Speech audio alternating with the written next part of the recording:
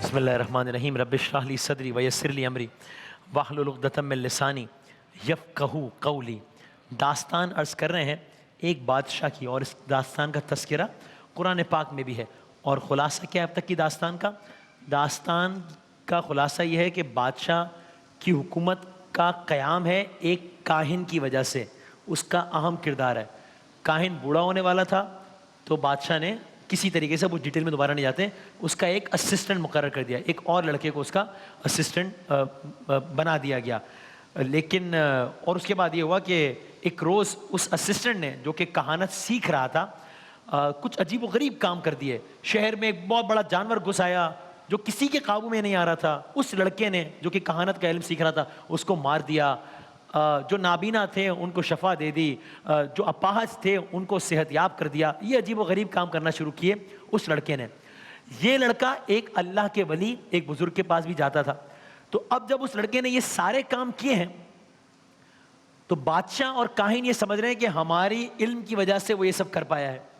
وہ جو اللہ کے ولی ہیں وہ یہ سمجھ رہے ہیں کہ میں نے انہیں کچھ باتیں بتائی تھی، لیکن یہ تو بہت ہی کوئی زیادہ بڑا عالم ہے اور اللہ والی شخصیت ہے، اور اس کی وجہ سے یہ کام کر پا رہا ہے۔ اور وہ لڑکا دراصل، چاہے وہ جانور کو مارنا ہو، چاہے کسی اندھے کو شفا دینی ہو، کس طریقے سے سارا کام کر رہا تھا؟ اللہ کا نام لے کے، بسم اللہ پڑھ کے۔ اور کس شرط پہ سارے کام کر رہا تھا؟ کہ پہلے مسلمان ہو جاؤ تو میں سارے کام کر دوں گا۔ بالآخر بادشاہ کو پتہ چل گیا تھا، بادشاہ کے کان میں یہ بات آئی کہ بھائی یہ لڑکا، آپ جو سمجھ رہے ہیں نا کہ یہ لڑکا آپ کے علوم کی وجہ سے یہ سب کچھ کر پا رہا ہے، یہ غلط اطلاع ہے آپ کے پاس۔ یہ لڑکا کچھ اور معاملہ ہے، یہ کہیں اور سے کسی اور اللہ کے ولی کے پاس جا رہا ہے اور وہاں سے ساری کرامات سیکھ رہا ہے، یا کسی اور وجہ سے یہ سب کچھ کر رہا ہے۔ تو بہرحال اب بات یہاں سے ہم آگے بڑھاتے ہیں۔ کل سنا ہم نے کہ بیمار شفایاب ہو رہے ہیں، بادشاہ اور کاہن سمجھ رہے ہیں کہ سب کاہن کے سکھائے ہوئے جادو ہیں، جبکہ وہ لڑکا اور شفایاب ہونے والے لوگ جانتے تھے کہ سب اللہ کی رحمت اور اس کے اذن سے ہے۔ بادشاہ کے جاسوسوں نے بادشاہ کو اس کی خبر دے دی۔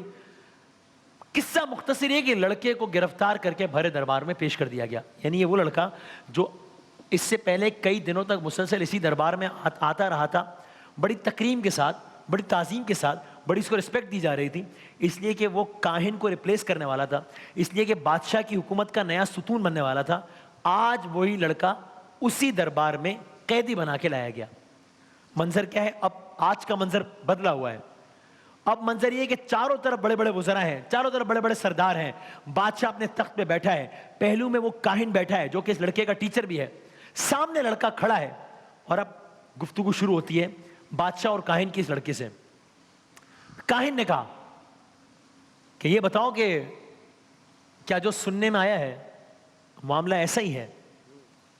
کیا مطلب؟ کہا سننے میں یہ آیا ہے کہ تم خود بھی ایمان لے آئے ہو، اور جن جن کو تم شفا دے رہے ہو وہ سب بھی ایمان لاتے جا رہے ہیں، اور یہ سارا کام تم میری سکھائی ہوئی کہانت اور جادوگری سے نہیں کر رہے ہو، بلکہ اپنے رب جس کو تم ایک کہتے ہو اس کی توفیق سے تم یہ سارے کام کر رہے ہو۔ کیا یہ بات ٹھیک ہے؟ اب یہاں یہ سوال ہے کہ اس لڑکے کا کیا جواب ہوگا، کہ کیا یہ لڑکا اس بات کو مان لے گا یا کوئی اور بات کرے گا؟ چونکہ جو ٹو دی پوائنٹ بات ہے، جو $1,000,000 کوسچن ہے، وہ کاہن نے پوچھ لیا ہے لڑکے سے، بادشاہ کی موجودگی میں، دربار میں، سب کی موجودگی میں، اور لڑکے کو پتہ ہے کہ جواب دینے کا پھر انجام کیا ہو سکتا ہے۔ تو کیا جواب دیا لڑکے نے؟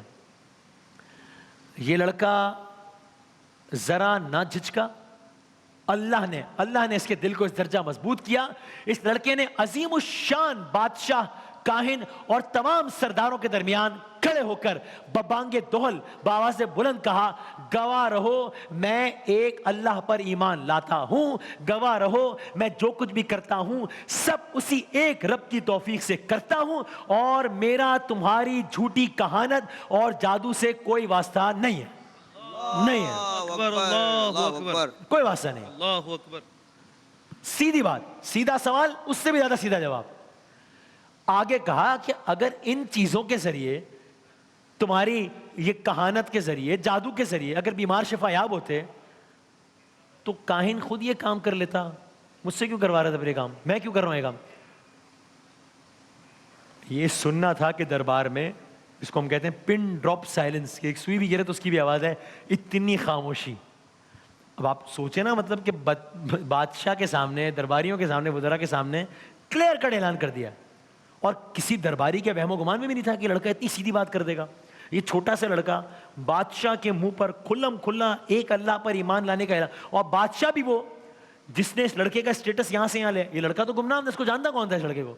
یہ تو بادشاہ اور کاہن نے ہائر کیا, تو آج اس لڑکے کو سب جانتے ہیں. تو اس کو لگتا نہیں تھا کہ یہ لڑکا اس طرح اعلان کر دے گا اس بات کا جس بات کا عوام چھپ کر بھی تصور نہیں کر سکتے. لوگ جو ایمان لاتے بھی تھے وہ پہلی بات یہی کہتے تھے کہ بھائی یہ بات پتہ نہ چلے کہ ایمان لے آئے, اس لیے کہ بادشاہ کو پتہ لگ جائے گی, ورنہ بات. اس لڑکے نے دربار میں کر دی بات. اگلا سوال بادشاہ کا ذہین تو تھا, اس نے کہا ایسا تو نہیں ہو سکتا کہ تمہیں یہ علم خود بخود مل گیا ہو, یہ تو نہیں ہو سکتا. اگر کاہن کا دیا ہوا علم ہی نہیں ہے تو تمہیں خود بخود تو نہیں, تمہارا پھر یقیناً کوئی نہ کوئی استاد بھی ہے اس کا مطلب.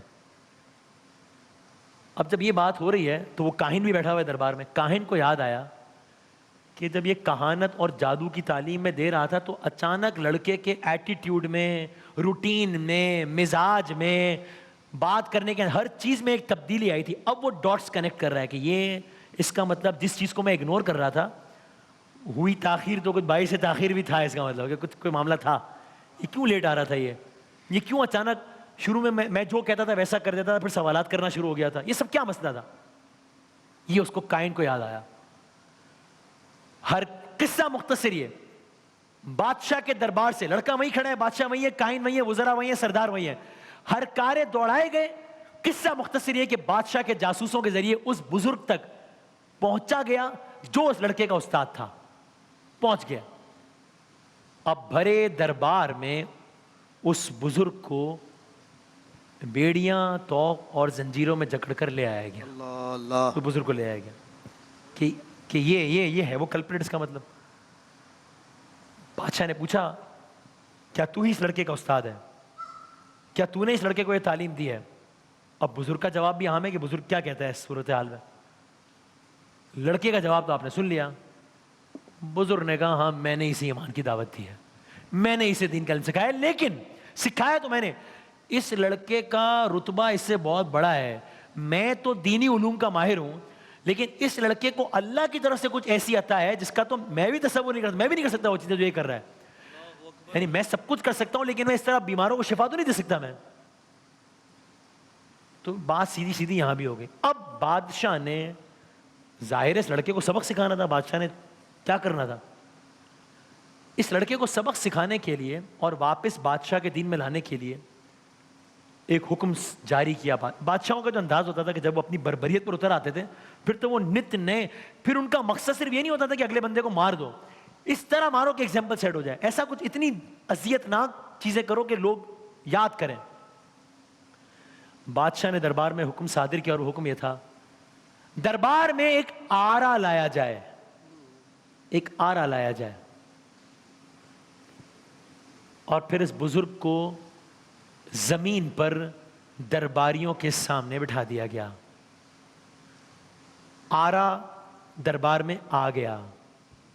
بادشاہ کے حکم سے 2 سپاہی آرا لے کر بزرگ, لڑکے کے نہیں, بزرگ کے سر پر پہنچ گئے. آرے کو بزرگ کے سر پہ رکھ دیا گیا.